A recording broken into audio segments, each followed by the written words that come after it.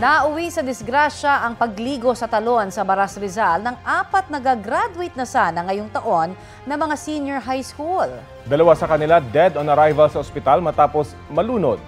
Balita hatid ni EJ Gomez.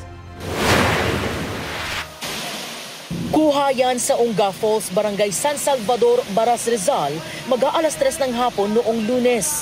Sinusubukang sagipin ng mga otoridad ang 2 lalaking nalunod daw matapos mapunta sa malalim na bahagi ng falls.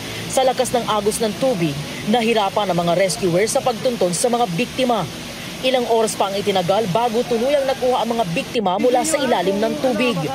Sa investigasyon ng pulisya, 4 na magkakaklaseng graduating students ang nagkayayaan maligo sa Unga Falls matapos nilang makuha ang kanilang medical certificate para sa kanilang work immersion.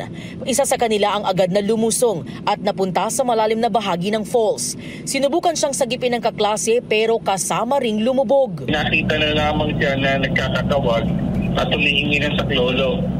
At siya naman po ay sinaklolohan na kanyang kaklase. Parehas na po sila napunta sa medyo malalim.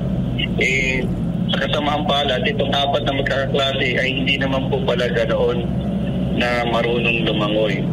Idiniklara silang dead on arrival sa ospital.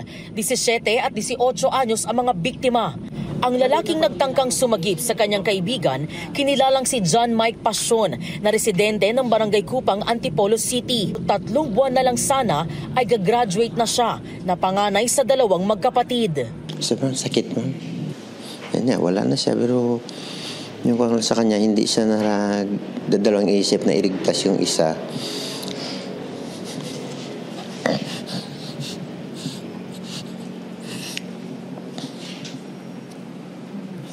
Sorry. Kahit ipapahamak niya. Parang proud na rin pero siyempre malungkot. Mas maganda sana kung nailigtas niya ang sarili niya at saka yung kasama niya. EJ Gomez, nagbabalita para sa GMA Integrated News.